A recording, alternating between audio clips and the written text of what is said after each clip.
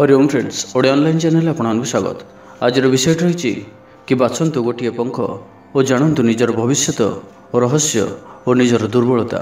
देखो पिलादिने उड़ुवा पर को धरवा और ताहाकू निजर नोटबुक रे सजई कर रखिबा प्रत्येक पिलामानकर प्रिय होता है। अलग अलग प्रजातिर पक्षी मान मध्य सेमानकर परर आकार और रंग भी अलग अलग होता है, किंतु यह सब प्रकार उड़ारे ही सहायक होता है। एथिपे मनोविज्ञान यही पंखर आधार रे आपणक पसंद को मानसिक भाव में उड़ीबा अर्थात आपणकर विचार सहित जोड़ा होता है। आपणकर विचार ही आपणकर व्यक्तित्व निर्धारण करता है। एथिपे मनोविज्ञान अनुसार यही पंख गुड़िक आपणकर पसंद और ता सहित आपणकर व्यक्तित्वर बहुत गभीर रहस्य खोली थाए। एठारे जहाँकि स्क्रीन उपर थिबा पांचटी पर बा पंखरे आपणकर पसंद आसुथिबा कौनसी भी गोटे पंख को बाछंतु।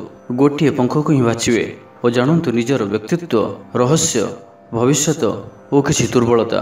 यही रोचक कथा जहाँकि हुए तो आपण विषय रे आपण ए पर्यंत जानिपारि नाहंती, तो बाछंतु आपणकर पसंदर गोटे पंख।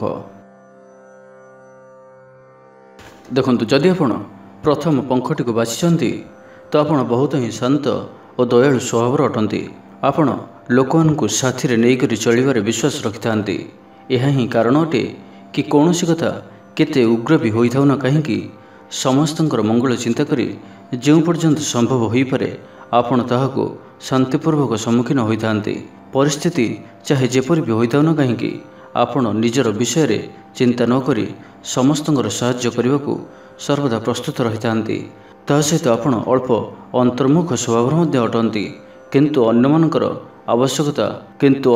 आवश्यकता और खुशीर ध्यान रखी आपण अन्यमानक सहित सर्वदा जोड़ी होई रही थांती। बेले बेले यही कारणरू भी लोक मैंने आपण को भूल बुझी थांती। आपण बिना स्वार्थ रे किछि कार्य करुथिले मध्य लोक मैंने सेथिरे किछि स्वार्थ देखि थांती एवं सेथिपई किछि लोक आपण को भूल बुझी थांती, किंतु कौनसी बड़ दिलवाला ही एपरि करि पारे। द्वितीय पंख जदि आपण द्वितीय पंखटी को बाछिचंती आपण कौनसी भी कथा को बहुत शीघ्र ही जानिपारि थांती और बुझीपारि थांती।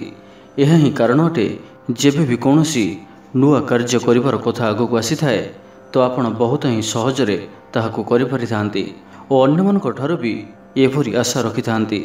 आपण बुद्धिमान अटंती, किंतु बेले बेले भूल भी करि बसंती।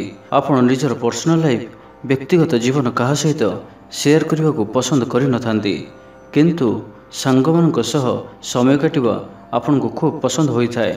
एठारे ही समस्या आसी थाए कि जार भी सहित आपण रही थांती तांकठारु यह आग्रह रखि थांती कि से पूर्ण भाव में केवल आपण को ऊपर ही ध्यान दियंतु।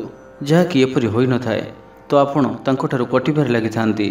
तो लोकमानकु लागि थाए कि आपण काहा सहित अधिक मिलामिशा करने को पसंद करती नहीं, किंतु प्रकृत सत्य यह अटे कि आपण समस्त को मित्र करिबारे और समस्त सह मिशिबारे बहुत ही आनंद अनुभव करथांती, बहुत ही आग्रह रही थांती।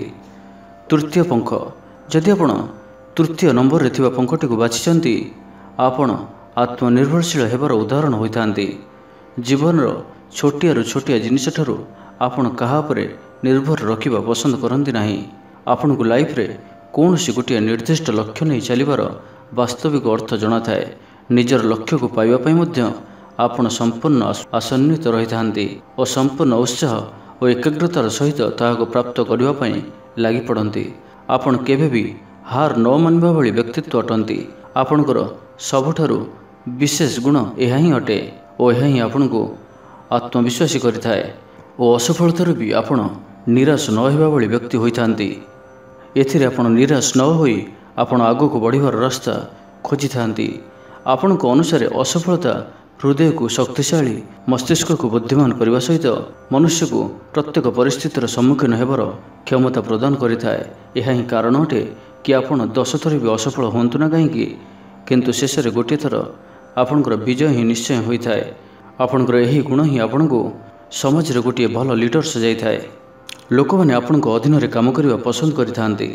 चतुर्थ पंख जदि आपण चतुर्थ पंखटी को बाछिचंती तो आपणकर गुप्त चरित्र सहजरे केही जानि पारंती नहीं। आपण किपरि व्यक्ति अटंती आपण को जानिबा एक रहस्यमय कथा, किंतु एही रहस्यमय गुणर मालिक भी आपण अटंती। आपणकर कल्पना शक्ति आश्चर्य करने परि अटे और समस्या जेपरी भी होता न कहीं ताहार गोटे जादुपरी समाधान आपण निकट में अवश्य ही रही है। आपण गोटे कलात्मक व्यक्ति अटंती और प्रत्येक कार्य को सठिक ढंग से करने को इच्छा रखि था। बहुत थर यह आपण को गोटे एपरी छवि ही बांधि दे था, किंतु लोक मैंने आपणकर कार्यर महत्व जानी था और आपण मित्रता करने को चाही था। आपणकर व्यक्तित्व बहुत ही प्रभावशाली होता है और लोक मैंने चाहिए भी आपण एड़ाई जा पारती ना, किंतु बेले बेले आपण ठकामीर शिकार सहज रही पारती। किंतु आपण यह जानी नियंतु कि आपण जड़े मनुष्य ही अटंती और मनुष्य मात्र के भूल होता है, एथिरे किसी दुख करिवार नाही। आपणकर यह विभिन्नतार रहस्यमय स्वभाव कारण लोक मैंने आपण को सहज ही बुझी पारती नाही। जदि आपण शेष पंखटी को बाछिंट 5 नंबर पंखटी को बाछिंट तो आपण बहुत ही रचनात्मक व्यक्ति अटंती। आपणकर क्रिएटिविटी और कल्पना शक्ति ही आपणकर सबुठार बड़ गुण हटे, किंतु आपणकर सबुठार बड़ दुर्बलता यह अटे कि आपण को आपणकर क्षमता उपर विश्वास ही न थाए।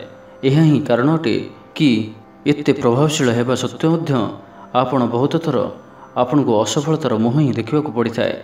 यह ही आपण को चिंतित रखि थाए। आपण यह भूली जाती कि प्रत्येक घटना कौनसी ना कौनसी कारणरू प्रथमरू ही तय अटे। आपण को निजक सब्यस्त करने अल्प समय देवार आवश्यकता रही। आपण निजर कार्य को पूर्ण सचोटता और परफेक्शन सहित करने को पसंद करिथांती और जिनिस मानकु जेते अधिक भल भाव करें एपरि ध्यान रखि थांती। यही चिंताधारा ही आपण को अन्य मानक ठारू अलग करिथाए और समाज रे आपण मान सम्मान अधिकारी होई थांती।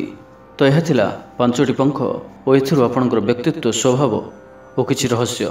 तेबे आपण केउ पंखटी को बाछिथिले कमेंट जरिए अवश्य कहतु। वीडियोटी गोटे लाइक करूँ, सांग सह अधिक अधिक शेयर करूँ एवं आम चैनल को सब्सक्राइब करने सहित पाखर बेल आइकन को प्रेस करूँ, जहाँफल जो वीडियो अपलोड करूँ सर्वप्रथम पाइपर। धन्यवाद।